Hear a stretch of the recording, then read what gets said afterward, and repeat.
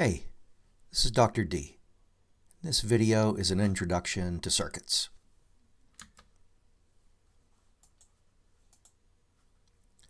Learning objectives we'll talk about here are the ability to identify common circuit elements you'll see in DC circuits. That's voltage sources, current sources, resistors, and wire. We'll also talk about identifying structures that are in a circuit: node, mesh, and branch. Prereqs are minimal, just Ohm's law, and we are assuming some exposure to circuit elements that you might have encountered in a prior physics course. We'll start off with ideal voltage sources. You see the symbol here, round circle, polarity designation is shown, and the value of it is going to give the voltage of the source. That's a constant value. Ideal source is always going to maintain that same value for Vs.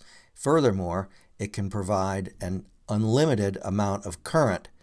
That is, this theoretical element can provide a unlimited amount of current. That current depends only on the resistance that the source sees. So this is unlimited here, Is, only determined by whatever total resistance is seen by that source. Now the case of R equals 0 is ill-defined. Now practical voltage sources have limits on their output current, and those sources include safety features that protect users, the device itself, and other equipment. Ideal current sources are a bit different. They may be new to you. They provide power in the form of a constant current, and that is irrespective of whatever resistance is connected. So this type of source is analogous to a pump that would provide a constant flow, like a water pump rated at 10 gallons a minute. It's going to continue to flow at that rate thanks to that pump. And the pump would simply increase its pressure in order to maintain that flow. Same thing happens here. As R changes, for example, as it increases, having more resistance seen by the source, the voltage of the source will simply increase in order to maintain that flow. Now this is the case for an ideal source. And in this case, the voltage is unlimited, although we'll treat the case of an infinite resistance as being ill-defined.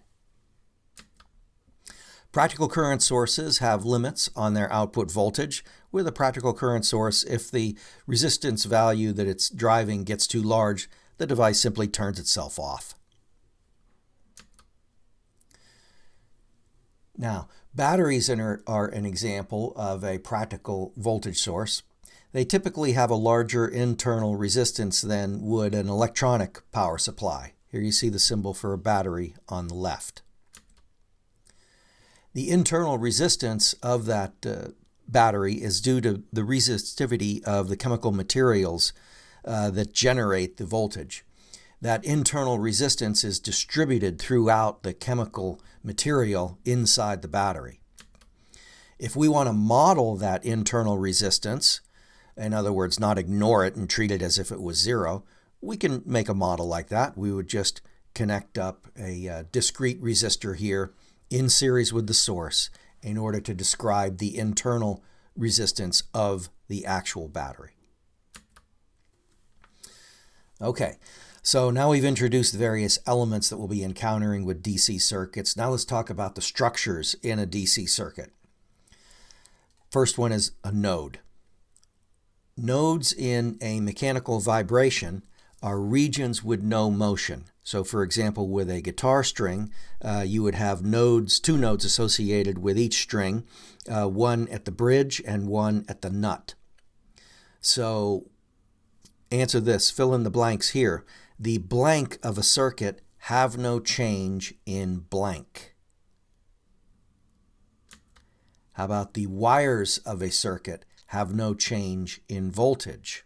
Okay, so the wiring between elements comprises the nodes of a circuit. We assume our ideal wires have no resistance. If we want to include some resistance, that would be associated with practical wires, that's perfectly fine. Add a discrete resistor in there. Practical wires might have a tiny fraction of an ohm per meter or something like that.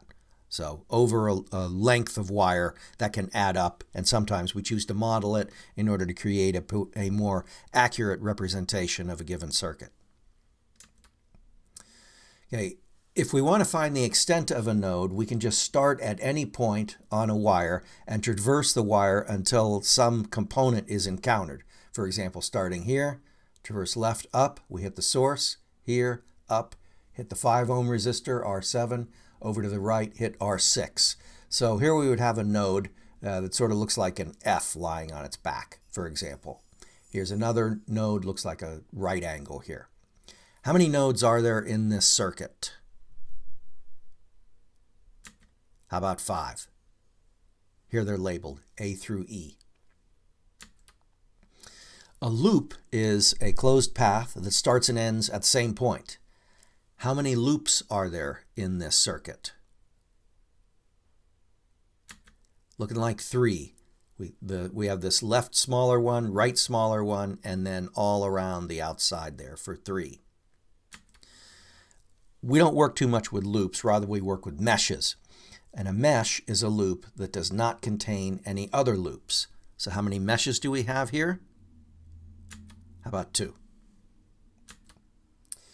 All right, a branch is another term we use. It's simply a path between any two given nodes. So for example, we would have a branch from node C to E that would include R6 and V1, like that. A branch from C to E with 2 elements. How many branches are there between nodes A and B? Looks like 3. Off to the right, down through the middle, off to the left. Okay, in this video we talked about common circuit elements found in DC circuits. Those included the ideal voltage source, current source, resistors, and wire. We also talked about structures that are in a circuit. That included nodes, meshes, and branches.